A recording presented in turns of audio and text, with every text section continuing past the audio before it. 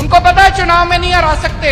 मैं नरेंद्र मोदी जी को कहना चाहता हूं, मोदी जी इस जन्म में तो आप हमको नहीं हरा सकते दिल्ली के अंदर आम आदमी पार्टी को। केजरीवाल को चाहे जेल में डाल दो, जेल से भी जीत जाएगी आम आदमी पार्टी की सरकार। मैं नरेंद्र मोदी जी को कहना चाहता हूं, मोदी जी इस जन्म में तो आप हमको नहीं हरा सकते दिल्ली के अंदर आम आदमी पार्टी को।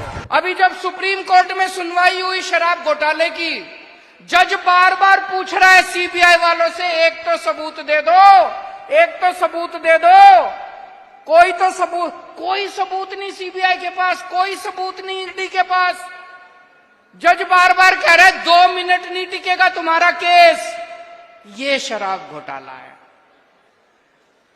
और एक फर्जी शराब घोटाला बना के उन्होंने हमारे संजय सिंह जी को गिरफ्तार कर लिया, सत्येंद्र जैन को गिरफ्तार कर लिया, मनीष सिसोदिया को गिरफ्तार कर लिया, विजय नायर को गिरफ्तार कर लिया। अब ये मुझे गिरफ्तार करने जा रहे हैं। तो इनका मकसद ये है कि किसी भी तरह से आम आदमी पार्टी के टॉप के नेतृत्व को गिरफ्तार करके आम आदमी पार्टी को और सरकार को तितर बितर कर दिया जाए। इस तरह से नरेंद्र मोदी जी दिल्ली के अंदर अपनी सरकार बनाना चाहते हैं। उनको पता है चुनाव में नहीं हरा सकते। उनको पता है। मैं उनको कहना चाहता हूं, केजरीवाल को चाहे जेल में डाल दो, जेल से भी जीत जाएगी आम आदमी पार्टी की सरकार।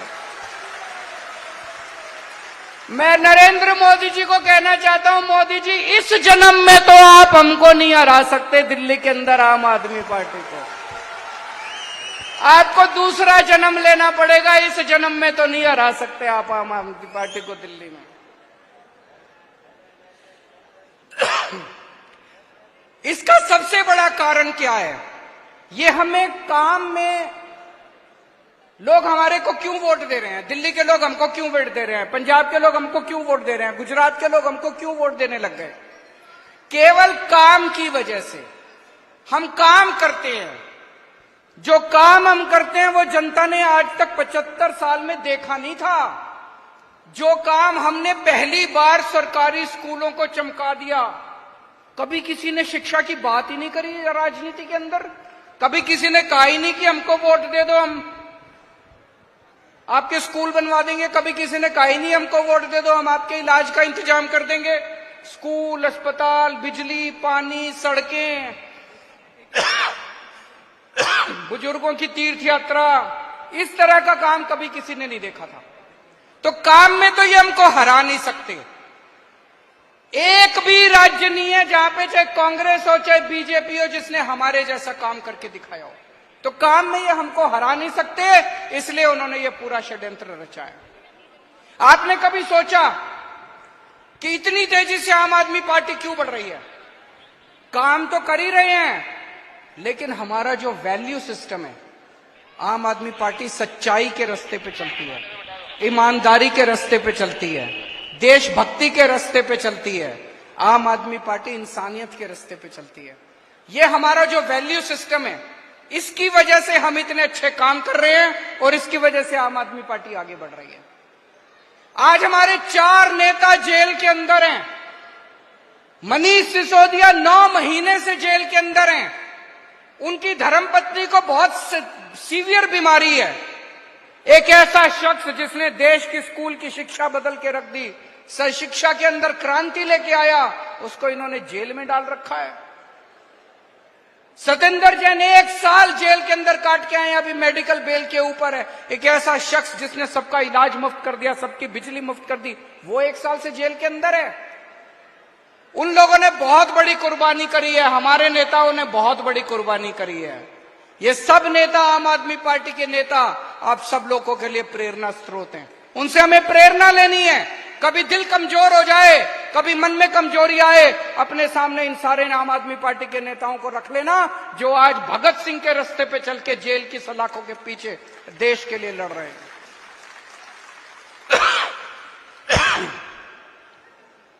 क्या नरेंद्र मोदी जी ईमानदार हैं? क्या नरेंद्र मोदी जी भ्रष्टाचार के खिलाफ हैं? मैं इनका एक भाषण सुन रहा था मोदी जी का, 27 जून को भोपाल में एक रैली में प्रधानमंत्री जी ने कहा कि एनसीपी बहुत ही भ्रष्ट पार्टी है, एनसीपी के नेता बहुत ही भ्रष्ट हैं, 70,000 करोड़ रुपए का घोटाला कर दिया। और कुछ दिन के बाद जिन नेताओं को इन्होंने भ्रष्ट बोला वो बीजेपी में आ गए और उन्होंने उसको उप मुख्यमंत्री बना दिया महाराष्ट्र का। ये नरेंद्र मोदी की ईमानदारी है। इन्होंने वेस्ट बंगाल, पश्चिम बंगाल के अंदर एक नेता था शुभेंदु अधिकारी टीएमसी का, धो धो के इन्होंने गालियां दी। उसका नाम शारदा स्कैम में आया, उसका नाम Sharada chit fund scam, Narada scam, पता नहीं किस किस स्कैम में आया। वो बीजेपी में आ गया, उसके सारे स्कैम पाप धुल गए। बीजेपी में आने के बाद सारे पाप धुल गए। असम के अंदर जो अभी मुख्यमंत्री है उसके खिलाफ बीजेपी ने पानी पी पी के उसको गालियां दी, उसको भ्रष्ट बोला और बोले इसको जेल भेजेंगे। बीजेपी में आ गया, उसको अपना मुख्यमंत्री बना दिया। ये नरेंद्र मोदी की ईमानदारी है। इनका अपना कोई भ्रष्टाचार करे उसके खिलाफ कोई एक्शन नहीं लेते।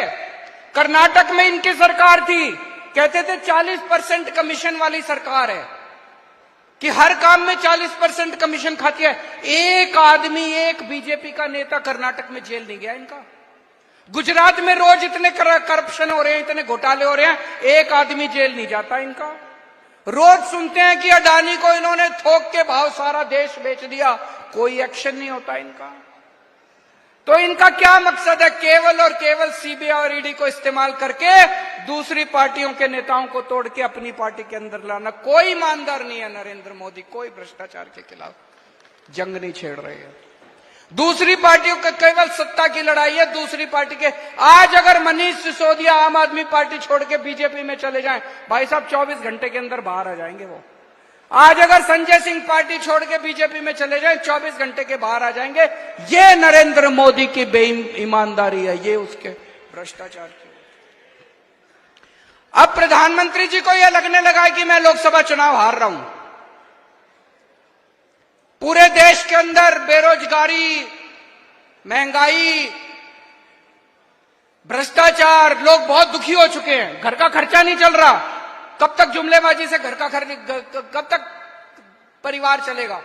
अब लोग बहुत दुखी हो चुके हैं। तो अब प्रधानमंत्री जी ने एक नया वो बनाया है कि जितने रीजनल पार्टी के नेता हैं, सब नेताओं को पकड़ पकड़ के जेल में डाल दो। जब रीजनल पार्टी का नेता जेल में जाएगा, चुनाव के पहले उनकी पार्टी के लिए कैंपेनिंग करने वाला कोई नहीं बचेगा और वहां पे बीजेपी स्वीप कर जाएगी चुनाव। तो केवल मेरा नहीं, इन्होंने मेरे को तो जेल में भेजने का प्लान कराई है कि केजरीवाल को जेल में भेज देते हैं। आम आदमी पार्टी चुनाव कैसे करेगी, केजरीवाल प्रचार कैसे करेगा? ममता बनर्जी को प्लान बना रखा है, ममता बनर्जी को जेल में भेज देते हैं, पश्चिम बंगाल में बीजेपी स्वीप कर जाएगी। तेजस्वी यादव का प्लान बना रखा है, तेजस्वी यादव को जेल भेज देते हैं, बिहार में स्वीप कर जाएंगे। हेमंत सोरेन को जेल भेजने का प्लान बना रखा है, हेमंत सोरेन को जेल भेज देते हैं, वहां पे स्वीप कर जाएंगे। अरे मोदी जी शर्म कर लो, ऐसे चुनाव जीतोगे आप? ऐसे चुनाव जीतोगे आप? एक बारी मैं उनको चैलेंज करता हूं, एक बार इन सबको जेल भेज के देखो, बीजेपी का पत्ता साफ ना हो जाए पूरे देश।